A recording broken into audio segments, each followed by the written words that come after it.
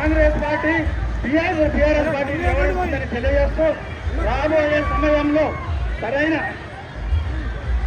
వ్యక్తికి మీరు ఓటు వేయవలసిందిగా దేశాన్ని దృష్టిలో పెట్టుకొని మీ యొక్క ఓటు వినియోగించుకోవాల్సిందిగా పెద్దలు కాసం వెంకటేశ్వర్లు గారిని తమ యొక్క సందేశాన్ని ఇవ్వవలసిందిగా కోరుతున్నాను.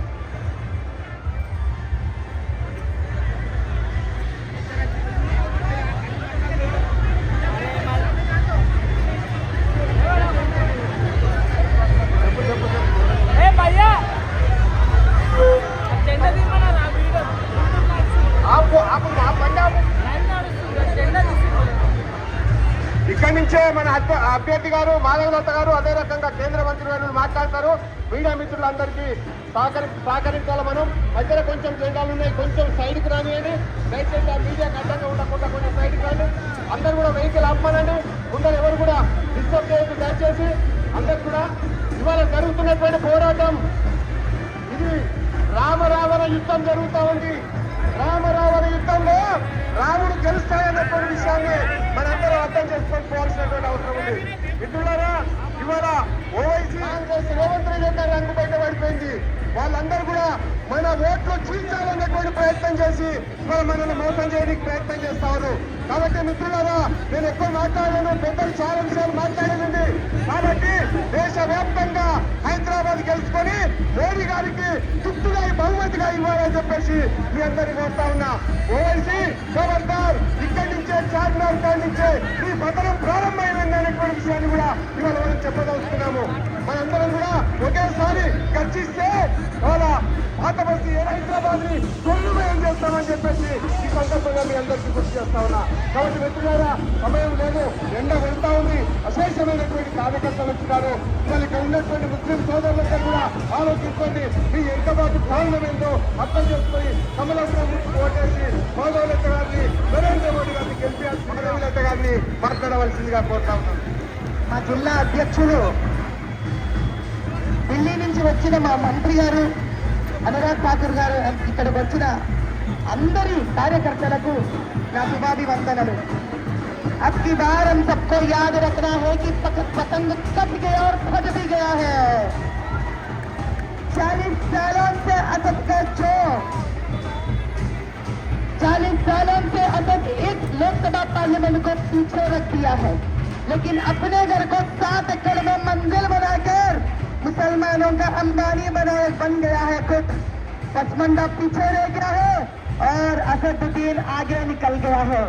अरे मेरे सारे भाई और बहनों, सोच लो, कितने सारे करोड़ों रुपयों का वक्त बोर्ड निकल गया हाथों से। पचमंडे को जिस प्रकार का मदद मिलना चाहिए कभी उसी के पास मिला नहीं।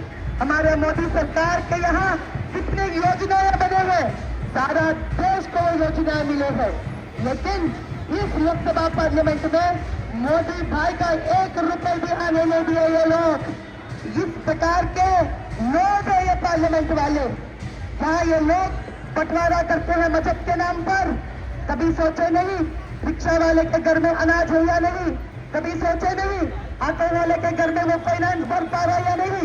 कभी सोचे नहीं 14 साल की उम्र में लड़की का शादी क्यों हो रहा है? कभी सोचे नहीं इंस्टेंट ट्रिपल तलाक देने के बाद वो औरत का जीवन कहाँ गिर जाता है और कैसे मरती है वो? कभी सोचे नहीं 8-9 बच्चे पैदा करने वाली औरत का शरीर कितना दिन ब दिन मरते जीते जीती है वो? कभी सोचे नहीं उन बच्चों के बारे में जो साइकिल से पंचर मारते रहते हैं और मैकेनिक के शॉप में रहते हैं? उनकी जीवन ऐसी शुरुआत होकर ऐसी अंत हो रही है, लेकिन इनके पास कोई मैनिफेस्टो नहीं रहता है। इनके पास 5 साल काम करने के लिए क्या करना चाहिए, क्या नहीं करना चाहिए, इनके पास इसके बारे में कोई जवाब नहीं रहता है। और बीफ काट के खाने के अलावा कोई मुद्दा ही नहीं है। क्या एक मुसलमान की जिंदगी में इसके अलावा मुद्दा नहीं है? क्या एक मुसलमान की जिंदगी में ऊपर होना नहीं है? क्या इनके जीवन में पढ़ाई लिखाई करना नहीं है? पूछती मैं आपसे, उत्तर प्रदेश में जो पचमंडे मुसलमान को मिनिस्ट्री दिया गया है, ये लोग टीआरएस के चेले बनते हैं, ये लोग कांग्रेस के चेले बनते हैं। क्यों नहीं यहाँ मुसलमान पचमंडा मिनिस्टर नहीं बन रहा है? मैं सवाल करती हूँ, अगर तुम खुद के कौम के हैं तो क्यों मुसलमान आज गरीबी के तलतल में मर रहे हैं? जवाब है तो दे दो मुझे। हम तेरा पतंग काटने आए और काट भी दिए पहले से ही। अब सिर्फ हमारे इलेक्शंस में हमारा जीत देखना है। हम उस हर पसमंदा के साथ ठहरेंगे, हर उस हिंदू भाई के साथ ठहरेंगे। और पहली बार बता रहे हैं हम, इन 5 सालों में हम इंडस्ट्रीज लेके आएंगे यहाँ पर। इन 5 सालों में हम आईटी कंपनी लेके आएंगे इधर। 40 सालों में यहाँ पे आईटी कंपनी क्यों नहीं आया? इनके दंगे फसादों की वजह से डरते आईटी कंपनी वाले इधर आने के लिए। खत्म कर देंगे इसको। मोदी भाई का जो बात है, सबका साथ, सबका विकास, सबका प्रयास, सबका विश्वास, हम सब मिलकर इसी हफ्ते बाद लोकसभा पार्लियामेंट को दुनिया में नंबर 1 पार्लियामेंट, लोकसभा पार्लियामेंट बना के दिखाएंगे। यहाँ का हुनर कहीं पे भी नहीं है। लक बैंगल, लक की चूड़ी बनाने वाले औरतों के आंख चले जाते हैं, इसके बारे में सोचने वाला नहीं है। इसको पर्ल सिटी कहते हैं, मोतियों का सिटी। कहा गए मेरे मोती कारीगर करने वाला भाई बहन? यहाँ पे जरदोजी काम होता है। कहा गए जरदोजी काम करने वाले मेरे भाई बहन? यहाँ पे कोई हुनर कभी ऊपर लेके नहीं आने देते। यहाँ जो घड़े बनाते हैं, गोदालू बनता है। कहा गए मेरे भाई? यहाँ जो सुनार है, देश में सबसे अव्वल प्रथम के सुनारी काम करते हैं। कहा गए मेरे भाई? बंगाल से आए हुए भाई है, वो दल में मरते मेरे बंगाल के भाई, जो यहाँ पे सुनार का काम करते हैं। या मुसलमान भी करते हैं। यहाँ कोई मजहब नहीं है। यहाँ प्यार से रहना चाहता है सभी, अमन के साथ रहना चाहता है सभी, शांति के साथ रहना चाहता है सभी।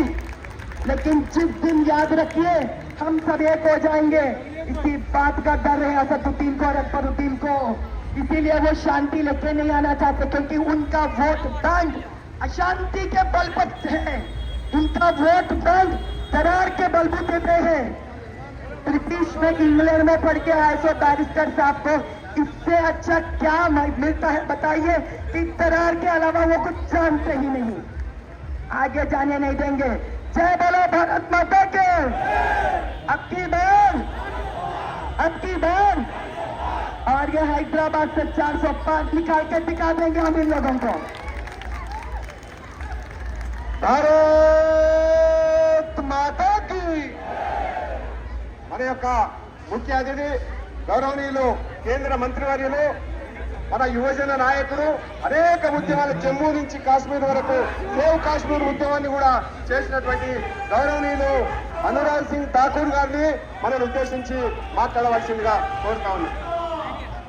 भारत माता की। जो माजी लता जी को जिताने आए, कमल का फूल खिलाने मेरे तक बोले भारत माता की। दोनों हाथ ऊपर करके बोले भारत माता की, भारत माता की। दुकान के नीचे खड़े, वो भी शेड के नीचे बाहर खड़े, सब लोग हाथ उठाकर दोनों हाथ ऊपर करके बोले भारत माता की। अब मैं आपसे पूछने आया हूं, ओबीसी का नहीं कोई अता पता जब से आई, मेरे साथ दोबारा बोलेंगे, मैं बोलूंगा, ओबीसी का नहीं कोई अता पता जब से आई। माधवी लता का नाम इतना गूंजना चाहिए कि हर घर घर गली गली जाए। ओबीसी का नहीं कोई अता पता जब से आई। मेरी बहनें सामने खड़ी है पगड़ी पहन के, आप सब लोग भी मेरे साथ बोलेंगे, ओबीसी का नहीं कोई अता पता जब से आई। ओबीसी का नहीं कोई अता पता जब से आई। ओबीसी है लापता जब से आई। मेरे भाई और बहनों, मैं आप सबके बीच में आया हूं। भारतीय जनता पार्टी की लोकप्रिय उम्मीदवार माधवी लता जी, जिन्होंने अपनी सुख चैन आराम की जिंदगी छोड़कर हैदराबाद के लोगों की जिंदगी सुधारने का जिम्मा लिया है। भारतीय जनता पार्टी ने उनको अपना उम्मीदवार बनाकर आपके बीच में दिया। एक ऐसी नेता जिसके पिछले 15 दिनों में देश के कोने कोने में लाखों प्रशंसक हैं, चाहते हैं, और देश के कोने कोने में एक ही बात गूंज रही है, हैदराबाद में इस बार कमल का फूल खिलेगा और माधवी लता जी हमारी सांसद बन के वहां पर जाएंगे। मेरे भाई और बहनों, यही नहीं, हम सबको ये भी पता है, अगर भाग्यनगर का भाग्य बदलना है तो कमल का फूल खिलाकर माधवी लता जी को सांसद बनाना। हम भाग्यनगर को बदलेंगे, हैदराबाद का भाग्य बदलेंगे। यही नहीं, मैं तो वो कहना चाहता हूं जो कहते थे 15 मिनट के लिए पुलिस को हटा दो, और कांग्रेस और उनका एक ही एजेंडा था, कांग्रेस और ओवैसी का एक ही एजेंडा है, काटते रहो। अरे अब तो पतंग काटने का टाइम आ गया मेरे भाई और बहनों, काट दो। 40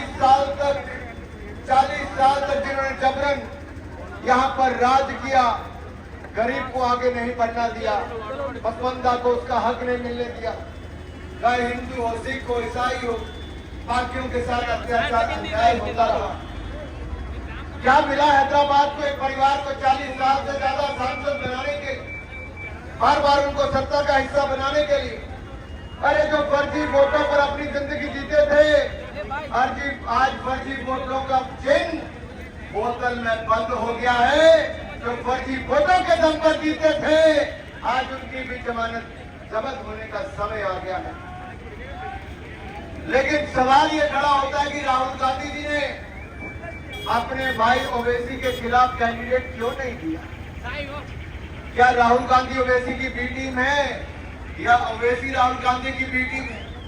सवाल जनता ये पूछती है कि आखिरकार ऐसा क्यों हो रहा है? जो ओवैसी साहब अपने आप को बड़ा बैरिस्टर कहते हैं, वो महिलाओं की सुरक्षा और उनके अधिकारों के लिए पीछे क्यों रहता है? न महिलाओं को सुरक्षा, न महिलाओं को जब रिजर्वेशन मिलने का समय आया 33% आरक्षण, तब ओवैसी जी ने साथ क्यों नहीं दिया? मैं सवाल पूछना चाहता हूं। क्यों इनकी बोलती बंद हो गई? क्योंकि मर्दानगी यही है कि महिलाओं का विरोध करो और महिलाओं के आरक्षण का विरोध करो। अगर यही मर्दानगी है तो इनको इसका जवाब भी इस बार मेरी बहने बड़ी संख्या में पोलिंग बूथ पर उतर कर दे देगी कि ट्रिपल तलाक से निजात दिलाने का समय आया तब ओवैसी लापता थे, महिलाओं को आरक्षण दिलाने का समय आया तो ओवैसी लापता थे, पसमंदा को अधिकार दिलाने का समय आया तो ओवैसी लापता थे। अब ओवैसी लापता है जब आ गई माधुरी लता है। आज केवल हैदराबाद की जुबान पर नहीं, देश की महिलाओं की जुबान पर है, माधुरी लता आ गई है। कांग्रेस और ओवैसी की जमानत जब्त होने का समय आ गया है। यही मेरे भाई और बहनों, हमने इस क्षेत्र के लिए बहुत सारा विकास किया। 1 लाख करोड़ रुपए से ज्यादा की सड़कें, नेशनल हाईवे हमारी सरकार ने, हजारों करोड़ के मकान बनाने के लिए, पानी की पीने की